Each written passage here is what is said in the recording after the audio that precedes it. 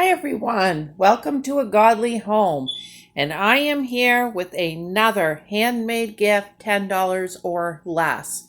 This is part of the collaboration that I'm doing. It'll be going through until Christmas.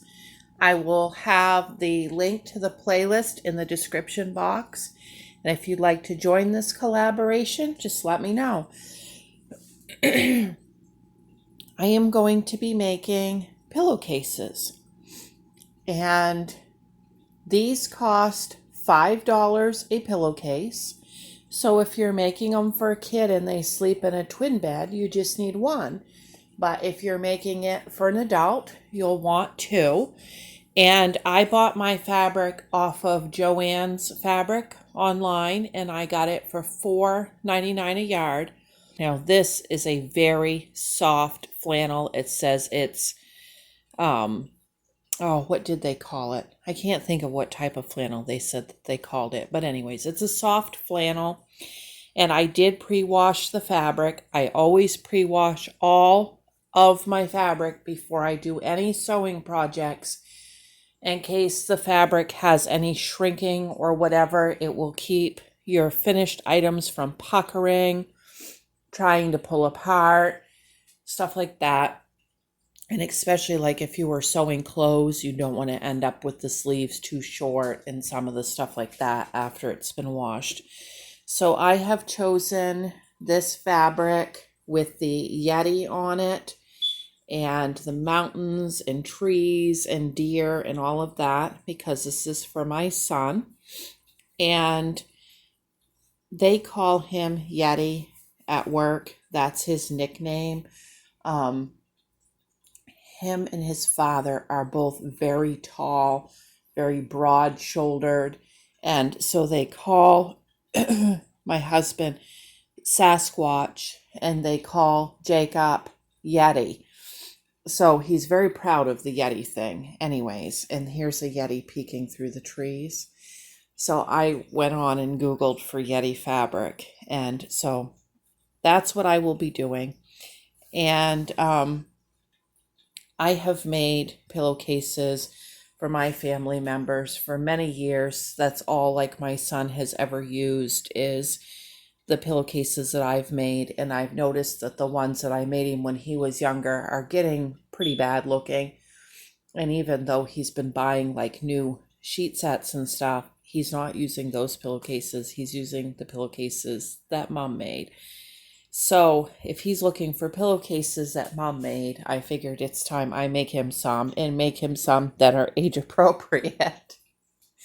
So through the years, though, I have made these for many adults and stuff, and everybody seems to love a handmade pillowcase. And what's fun about it is you can match the fabric to whatever they're into. Let's say they're a little boy and they're into Bob the Builder, then you can get that fabric. Let's say they're an adult man and they're into Ford pickups, you can get that fabric. If they're a woman and they like flowers, you could get flowered fabric. So whatever they're into, and that's what makes these so nice, is they're like customized pillowcases. You will need 1 yard of fabric for each one that you make. And I'm going to be using the sewing machine, but you probably could sew this by hand if you needed to. And I have the Coats and Clark thread. That is all I ever use for thread for mending or any sort of sewing. It's worth the little bit extra that they want for it.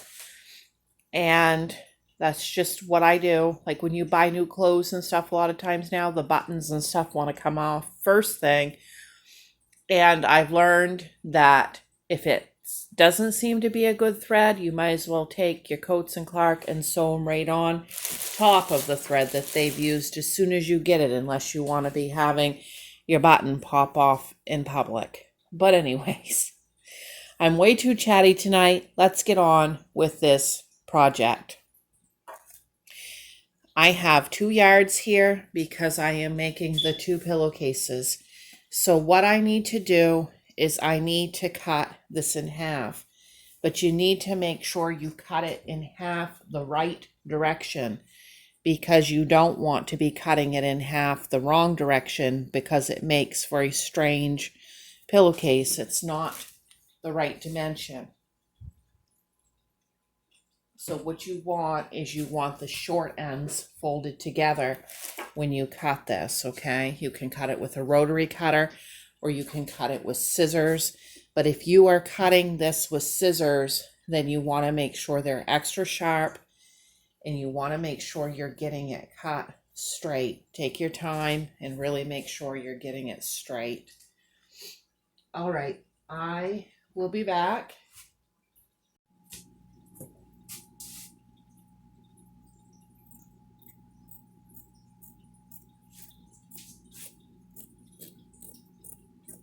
There, I have it all cut. That's the scariest part. Okay, so now I've got 1 yard of fabric. And I've got all of these long strings from where I washed it. I'm just going to go along and trim all of those long strings off. So I will try to keep the instructions as brief as I can. For each pillowcase, on your 1 yard of fabric, you want to make sure that your salvage edge is going to be the side of the pillowcase. Okay, that is the side. Then the top of your pillowcase, you're going to fold down over towards the inside outside 4.5 inches all the way across and pin it like so. Okay, then the next thing we are going to do, and make sure you're getting your fabric going the correct direction. Okay, when you fold it over towards the salvage edge, this will be the opening of the pillowcase, and you want, when you're looking on from the opening, for your patterns to be going the correct way. So this is my opening, and I want to make sure my yetis are facing me. Okay, that can be a little tricky. If you're a beginning sewer, then maybe pick something a little plainer until you get the hang of stuff. Okay, now this edge right here needs to be creased with the iron all the way across.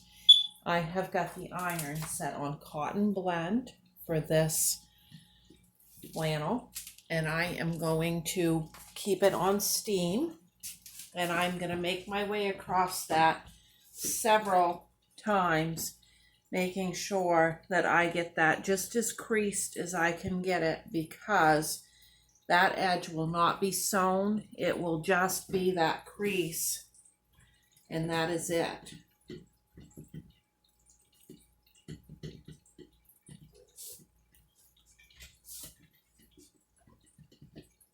I have one of these irons that cools itself down if it's not being used. It drives me crazy every time I go to use it when I'm sewing, in between needing to use it, because I'll iron, go sew, come back. Then the next step, I need to iron, and it'll be cool, and I'll have to wait for it to heat up. But anyhow, I'm just going to keep making my way across that.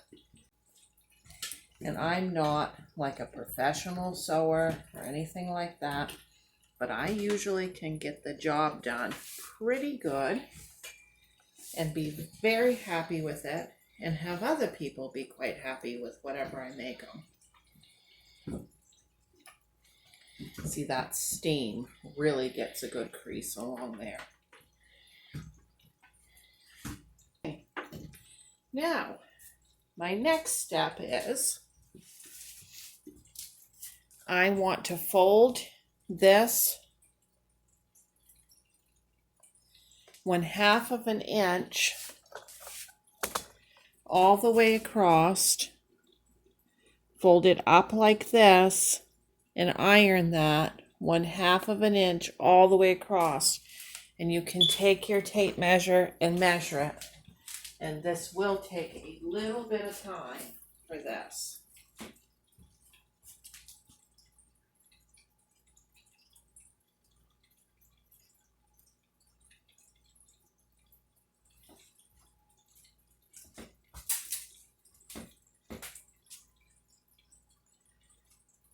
and I'll have to iron it as I go. That's all that will hold it into place, is the ironing it as I go.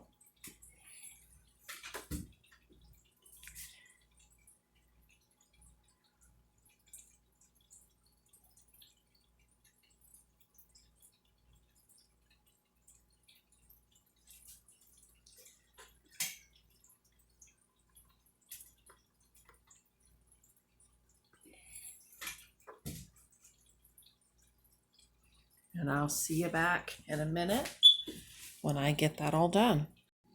Okay, I've got it all folded over and I've ironed it one time, just like the other. I'm just going to really iron that down in good shape so that I know that that's going to sew smooth and not give me any hassles.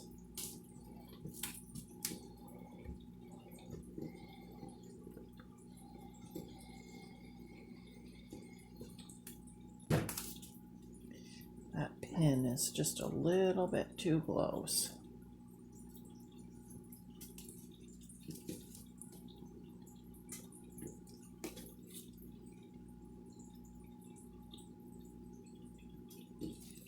Okay, now I'm just going to fold it back down, making sure I tuck it smooth, and I'm going to iron it again.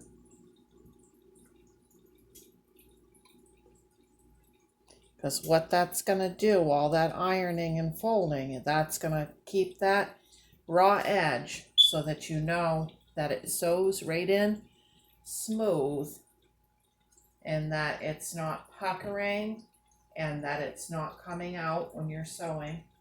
Okay, we're ready to sew. And I have got my machine set on stitch length of 2 and a straight stitch.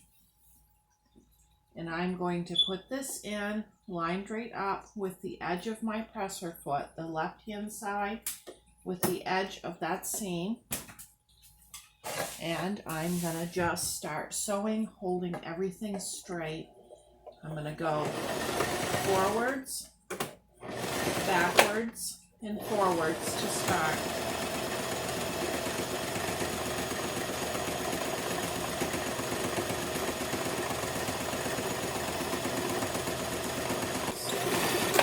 And forwards and get to the end.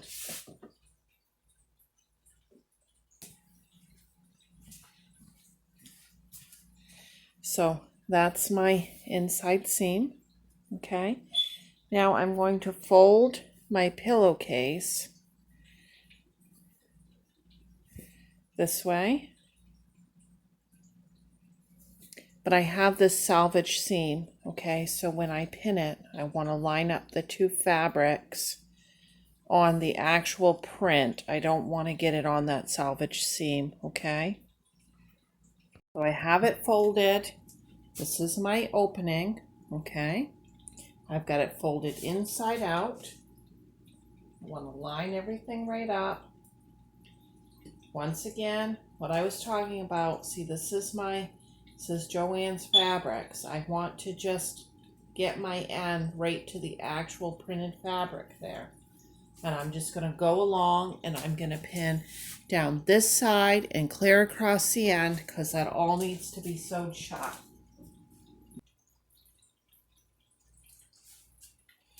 Okay, I'm pinned all the way along here and all the way along the side. Now let's go sew. So I'm going to sew up the side and around, and I am going to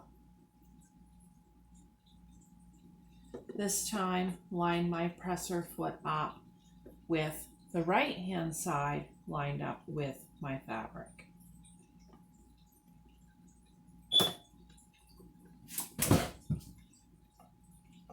And here we go.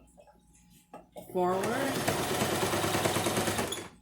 backward, and forward.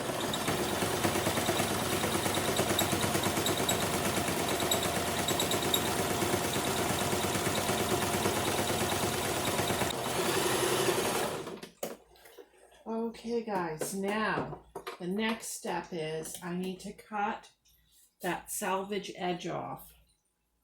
I'm just getting rid of all of my extra thread here.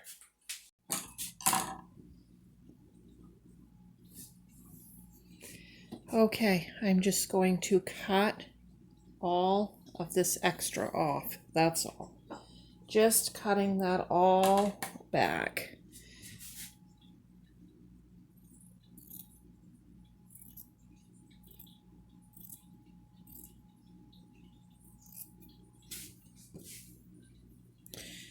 And I will be back. Okay, once we get that all trimmed back, there's just one thing left to do to finish this pillowcase. And that is to close up our ends so that we don't have the raw seam so that it can't ravel back. And for that, I'm going to set my sewing machine on a zigzag stitch. And I'm going to be stitching, well, let me get closer and show you. I'm going to be stitching between the straight stitch and the edge, making sure not to go over the straight stitch, just from the straight stitch over.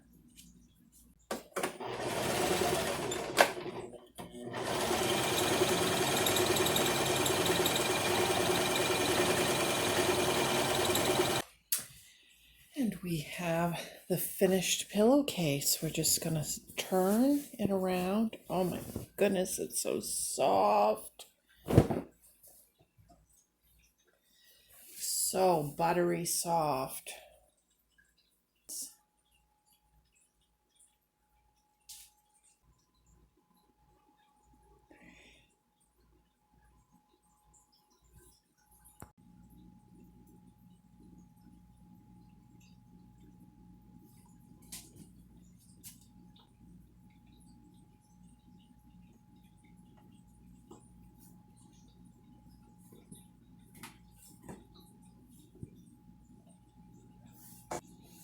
Okay, and there's two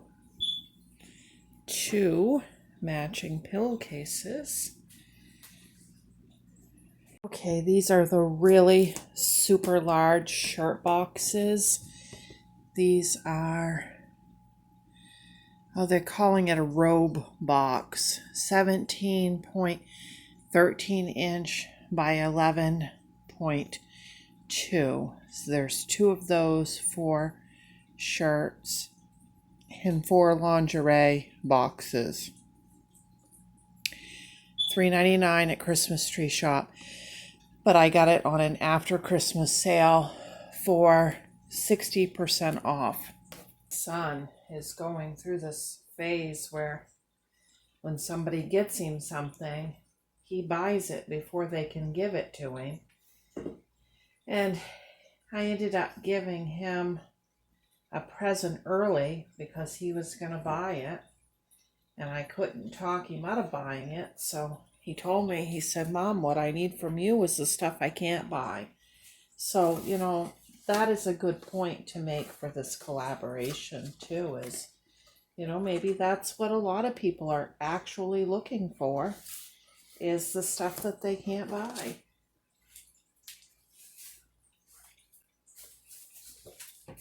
Oops, I got 2 tops here.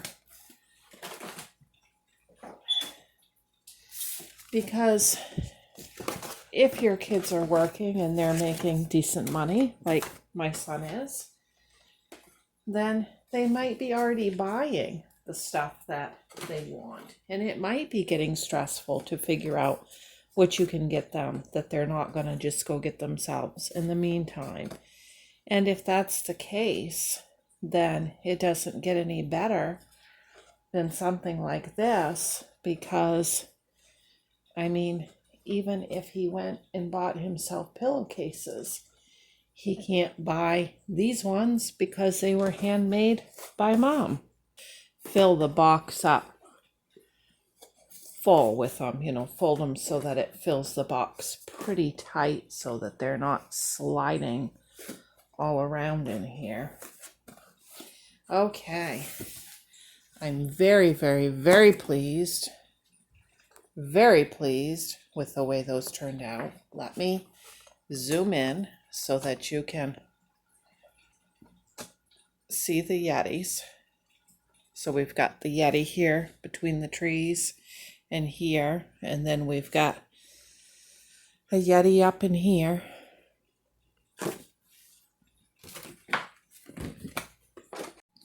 Now, some people tape the two boxes together, but the thing with doing that is you can't reuse the boxes because they rip.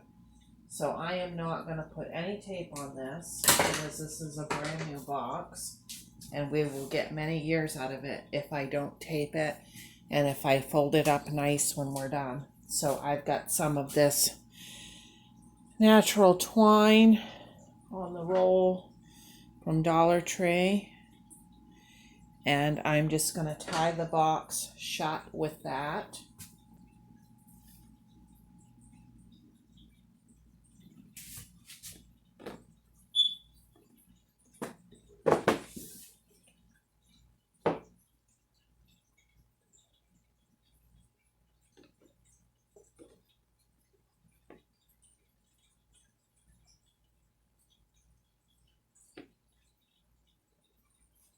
And then I've got a recycled ribbon here.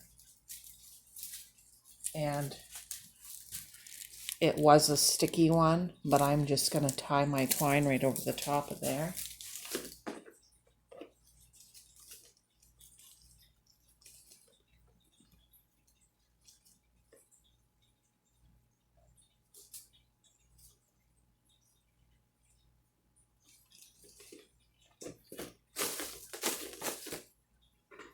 And then I'll just cut my twine back. Okay. And there it is.